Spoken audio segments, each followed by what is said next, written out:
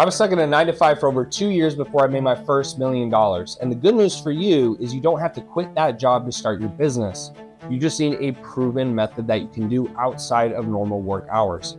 I was making over $10,000 a month before I ever quit my 9-to-5 and went full time. So in this video, I'm gonna lay out exactly how you can do both at the exact same time. So the very first step is you have to pick a niche that solves a main problem. And every human being, luckily for you, is exactly the same. It's gonna be in the health, wealth, or relationship niche, meaning every single action a human being takes, no matter who it is doing something to get more in that area.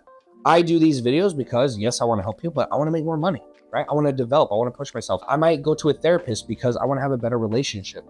I might go to the gym because I want more health. That's why we're doing things. We're not just doing things to do them, we're doing them because of what we might achieve or what we might gain. Now for me, I started with fitness because that's what I knew. But now, even if you don't have a skill, you can go to places like Allison.com, and I'm not affiliated at all. You can learn a free skill, or you can go to Udemy.com, or you can click the link down below and join my free community where you can learn how to build businesses for free.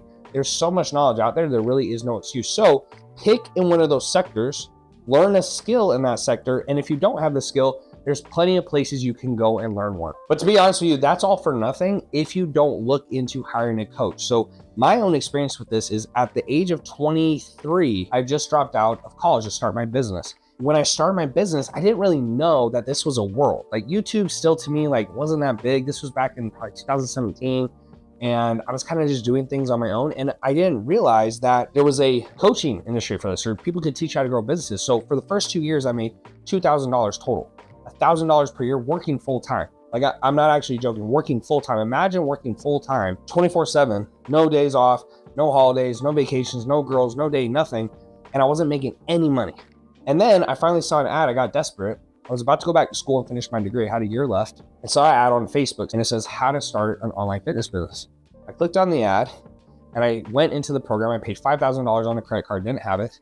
And I made 10K my first week. Is that the only reason I'm gonna take 10 the first week? Absolutely not, but that was a catalyst to having a concise plan. A lot of people, they don't understand when you go on the internet, there's a million people telling you different things, even me. And so you're always wondering, does this guy know anything compared to the other guy? And then you're contrasting and comparing. And so when you pay to play, people will tell you exactly what you have to do. And so it cuts out all the guessing game. And that was invaluable to me. And I went on for the next 6 years to do $115 million. That actually happened. It's a real life story. You need to make sure that you hire a coach. It doesn't matter if it's me. It doesn't matter if it's for free. It doesn't matter if it doesn't really matter. Just have someone who's been there and done what you're trying to do because it goes so much faster.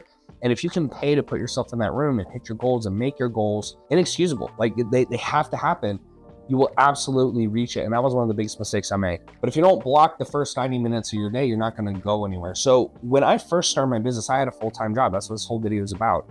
And I didn't have time to just stay at home and work on my business all day, which is an absolute cheat code, by the way, when you finally get to full time. So what I would do is I would wake up super early and the first 90 minutes or so of the day, I would block. What that would help me do is I could get deep work done. So now my deep work's a little different. Like I'll get up, I'll go to the gym, I'll come back, I'll start doing deep work, then I have a team call. But when I first started, I would get up and do some work, then go to the gym. And the reason for that was time that I didn't know if I would have time in the rest of the day. So those 90 minutes were super helpful. And then when I came home from work, I went right back to it. And it's like anything. I think if you don't block time or you don't make the time, it's simply not going to happen. You need to make sure that you have at least 90 minutes that you block in the morning so you move the needle each and every day. Because some days you'll wake up, you're like, I'll get to it later. And whenever you procrastinate things, you never know if they're gonna get done. It's like the gym. The reason I do the gym first thing in the morning is I know the longer the day goes on, it's less like I'm gonna go to the gym. So if I go right when I wake up, I don't have to worry that I didn't go later in the day. Now, hopefully during those 90 minutes that you blocked out, you actually built your program. And by building your program, here's what I mean. You haven't built it at all. Meaning that the way I actually started delivering my fitness service was I started by just doing Zoom calls with people. Let's say if you signed up with me with Business Consulting, would you rather go through a course? Or would you rather get on a Zoom call with me?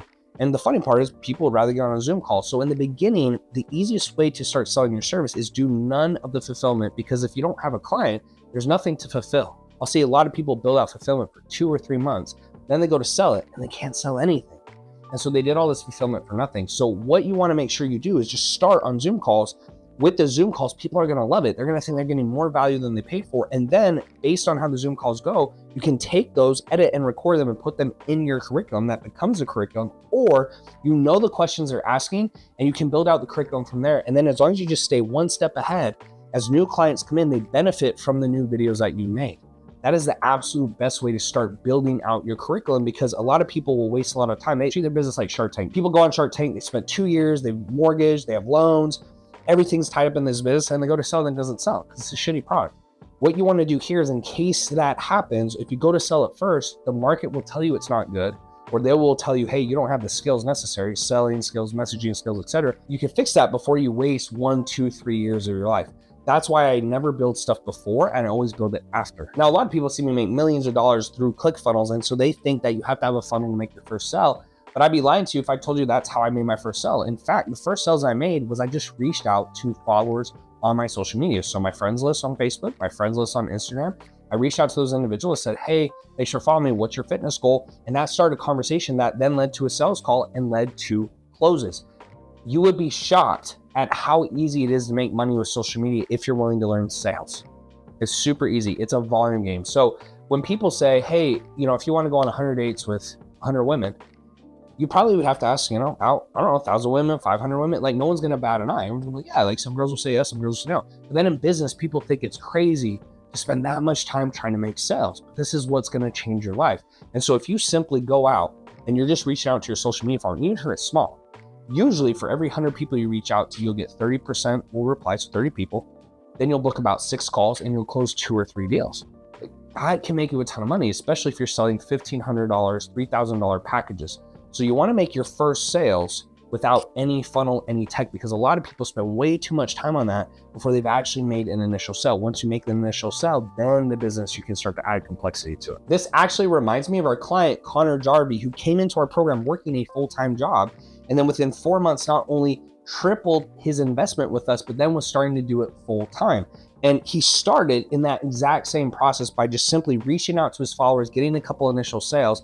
Once those sales actually overtook his 9-to-5 income, he completely branched off and then started doing it full time. And then the ball really started rolling. So if you can dial in that process, it's really not a huge risk to leave your 9-to-5. The thing is, people think you have to leave the 9-to-5 to start the business. In reality, if you can get those initial sales and it outpaces your 9-to-5 income, then you can go full time. And when you're full time, I'm telling you, it makes the absolute difference in the world. You'll be 10xing your output compared to if you're working part time. Now, another cheat code is simply just work on the weekends. It's crazy to me how many people will work Monday through Friday and then take 2 days off. And so when they take 2 days off on Monday, they're trying to catch up from the weekend. What I try to do, and the way I think about business, is during Monday through Friday, I'm holding down my present. What I've currently built, that's what I'm holding down. In your case, if you're starting new, that's what you're building. Then on the weekends, I'm forging ahead.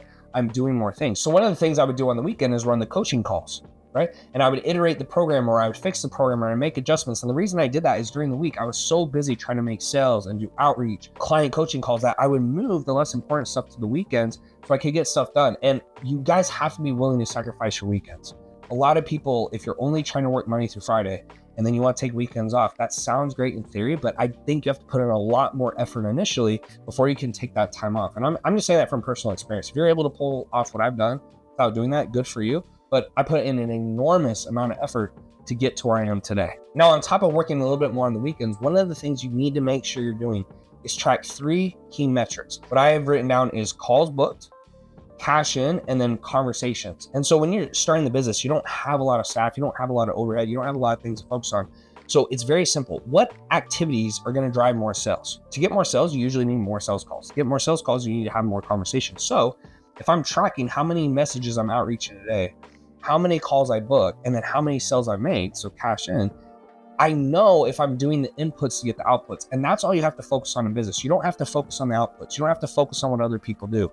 You have to focus on the inputs. And so for an input, if I made a goal to send 100 messages a day, and 30 people usually reply, and I get 6 sales calls, and let's say I suck at sales, so I close 1, and I'm able to do that on a continual basis, well, you can guesstimate what you're going to make by the end of the week, or what you're going to make by the end of the month. A lot of people, they'll look at a business and say, it's not working. I say, what are your inputs? What have you done to get the outputs? And they'll go, oh, I don't know. I don't have any numbers. I'm not tracking anything. It's very simple, because when you track those 3 key metrics, it's only 3: messages sent, calls booked, cash in, or sales, right? You know if you're doing the inputs to grow the business. And what's cool is when you focus on those inputs, the more inputs you do, the more the business will grow.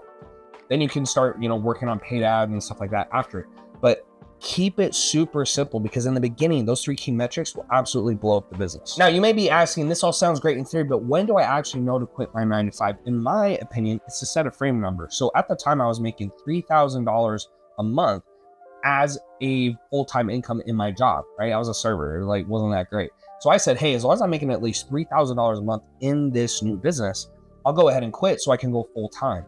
Now, luckily for me, finally after 2 years of making nothing, I went to 10K in the first week, so it gave me a huge cushion. I felt like, man, I got 3 months to figure this out. So I just completely quit and went all in. But if the goal for you is, hey, I'm gonna replace my income, set that as your goal. If the goal is, hey, I need to have 2 times my income, okay, set that as a goal. But be realistic in what it's gonna take to get there, because some people, in my opinion, they wanna make too much. Meaning, they're like, hey, I want to get to 10,000 a month, but they're only putting in enough work to get to 3,000 a month. So make sure you set a freedom number is what I call it, but make sure your inputs match the freedom number. And last but not least, go all in when it makes sense. So for me, once I made $10,000 in that first week, I went all in, because the last 2 years I'd been part-time trying to build this business. I'd gone nowhere. I made $2,000 total. And then as soon as I made 10 grand in the first week, when I started implementing some of these principles that I just shared with you, it was a no-brainer. I said, hey, I make $3,000 a month. That's about what I need to survive.